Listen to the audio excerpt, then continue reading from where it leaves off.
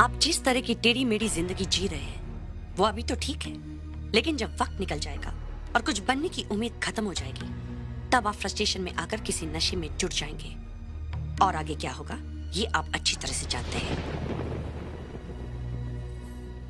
Low, sweet low. Thank you.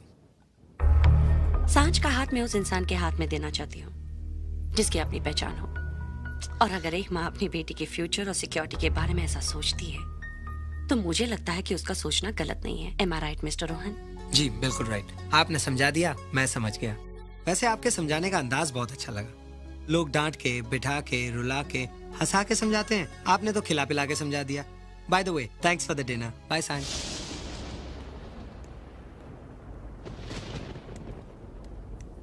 माँ ये सांझ, ये जरूरी था।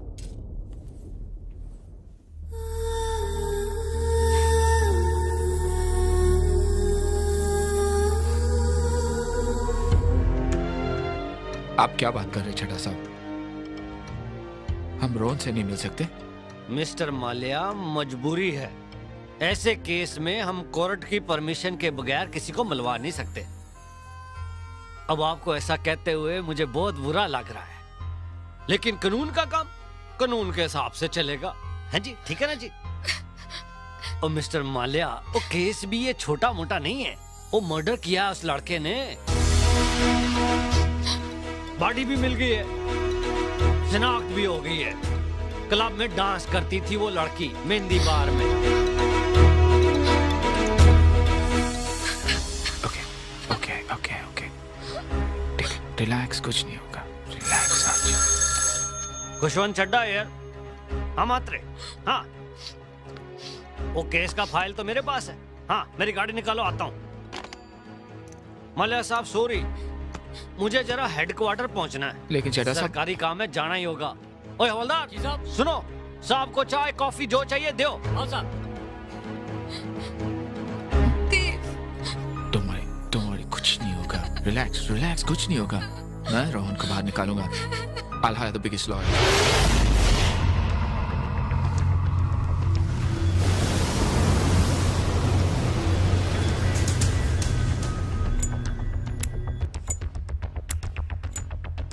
रोहन के केस के लिए आपने मुझे चुना है माल्या साहब, ये मेरे लिए बड़े ही सौभाग्य की बात है। सच कहूं तो अपनी डायरी में आपका नाम लिखकर बस इंतजार कर रहा था आपके बुलावे का।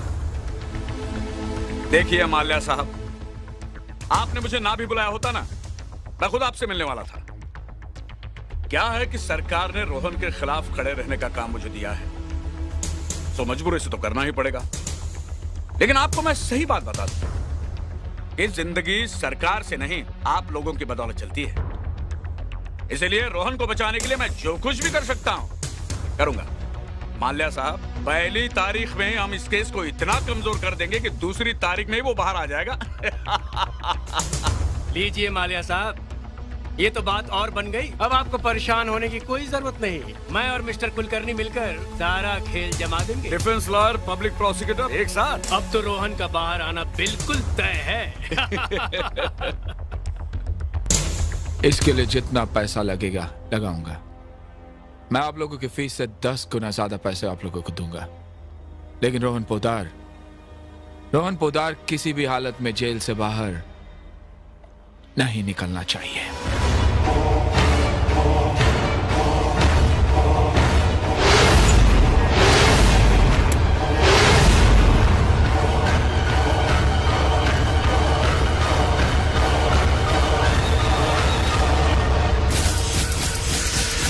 कपड़े काट कपड़े। ये आपको छोकरी के साथ क्या लफड़ा है तेरा? क्या लफड़ा है छोकरी के साथ? ये जवाब दे रहे। लफड़ा किया नहीं, बहुत मारामारी करता है, शाना है यार। माय लॉर्ड, ये वारदात कैसे और कब हुई, ये बात मिस्टर व्यास, अदालत और खुद मेरे लिए अभी तक पूरी तरह से साफ नहीं हुई है। इसलिए मैं चाहूंगा कि मिस्टर रोहन खुद इस पर रोशनी डाले।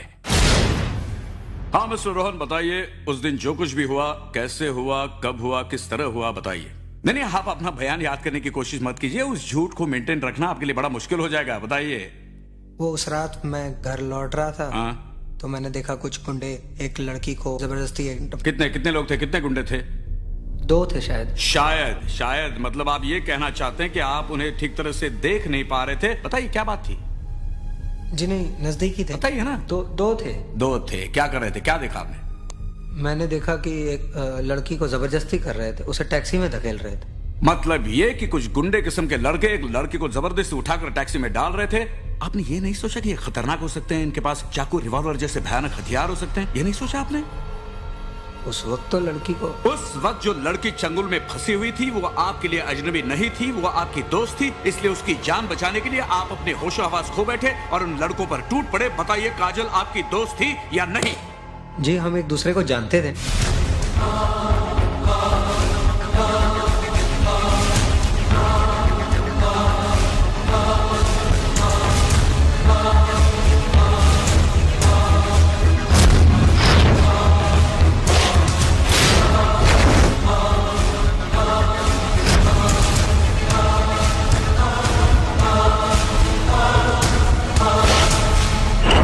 नहीं, मैंने उसे जानबूझकर नहीं मारा। मैंने गोली उस पर नहीं चलाई थी। वो गोली आपने उस पर ही चलाई थी। आप उसे अपनी जिंदगी से निकाल फेंकना चाहते थे। कई दिनों तक उसके साथ मौज मस्ती करने के बाद आप उससे उब गए। This is not true. ऐसा हो ही नहीं सकता। उसकी खूबसूरती, उसके जिस्म की अहमियत आपके लिए खत्म हो चुकी थी। आपका दिल भर गया था उससे। आप उससे अपना पल्ला झाड़ना चाह रहे थे, लेकिन वो आपको छोड़ने के लिए तैयार नहीं थे और इसीलिए आपने उसका कत्ल कर दिया। नहीं, ये झूठ बोल रहे हैं। झूठ नहीं, यही सच है। मालॉर्ड, अब मैं रोहन के खास दोस्त मिस्टर देव माले को यहां बुलाना चाहता हूं। मिस्टर माले, आप रोहन के बचपन के दोस्त हैं। जी। इनके कैरेक्टर के बारे में आप कितना जानते हैं? इनके कुछ किस्से आपकी भी नजर में आए होंगे। आपने इन्हें कभी समझाने या बदलने की कोशिश की? देखिए, आज मैंने यहां जो भी देखा सुना वो सब गलत है। रोहन ऐसा है नहीं, रोहन ऐसा हो नहीं सकता। गलत? रोहन का यह नया चेहरा आपके लिए अनजाना नहीं है। कुछ हद तक आप इस चेहरे से वाकिफ हैं। 7 मई को रात 2 बजे आप जुहू पुलिस स्टेशन में क्या कर रहे थे? रोहन की जमानत देने के लिए गया था। पुलिस ने इन्हें अरेस्ट क्यों किया था मिस्टर माले? उसका झगड़ा हुआ था एक गुंडे के साथ। और वजह थी एक लड़की। यह वही लड़की है जिसका कत्ल हुआ है। देखिए, वो लड़की रोहन की बस्ती में रहती थी। वो उसे जानता था, वो उसकी मदद कर रहा था। मिस्टर माल्या, रोहन और उस लड़की के बीच रिश्तों का खुलासा मैं कर चुका हूं।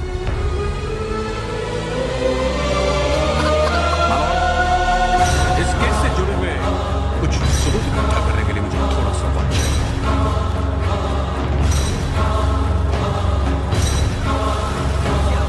क्या असर पड़ेगा, कुछ तो बताइए मिस्टर माल्या। प्लीज कुछ नहीं सुनना है, कुछ नहीं। आज मैंने कोर्ट में सब सुन लिया और देख भी लिया। रोहन पोद्दार, क्या इमेज, क्या कैरेक्टर, क्या मीठी मीठी बातें, बोला चेहरा। मुझे तो यकीन ही नहीं हो रहा कि उस चेहरे के पीछे ऐसा। और आप भी तो दोस्त हैं मेरे, लेकिन फिर भी आपने उसकी गलतियों पे पर्दा डाला। अगर आज वो कटघरे में खड़ा नहीं होता तो मैं कभी नहीं जान पाती उसके बारे में। He's a bloody cheat. He's a liar. Shut up, please. बकवास किए जा रही है तुम, बिना ये जाने बिना ये समझे कि सच्चाई क्या है। उस रात जो कुछ भी हुआ था उसकी वजह कुछ और थी। हाँ, वो लड़की रोहन की बस्ती में रहती थी। रोहन और वो एक दूसरे को अच्छी तरह जानते भी थे, लेकिन सच्चाई ये भी है कि इन दोनों के बीच ऐसा वैसा कोई रिश्ता नहीं था। 22 साल की दोस्ती हम दोनों के बीच। इतने सालों में मैंने कभी उसके अंदर कोई बुराई नहीं देखी। और फिर तुम भी तो उसे अच्छी तरह जानती हो। तुमने उसके कैरेक्टर पर कैसे शक कर लिया? क्या तुमने कभी देखा उसे कुछ गलत करते हुए, या देखा किसी जुए के अड्डे से बाहर निकलते हुए, या किसी लेडीज बार के सामने? देखा है तुमने?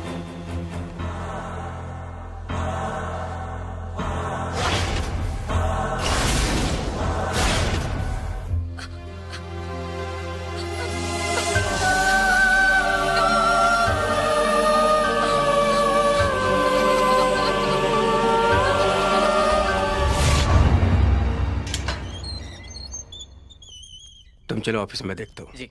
तुम ठीक तो हो यहाँ पे? जी। कोई प्रॉब्लम तो नहीं है? नहीं। बैठो, सब ठीक हो जाएगा। मैंने सब जमा लिया है।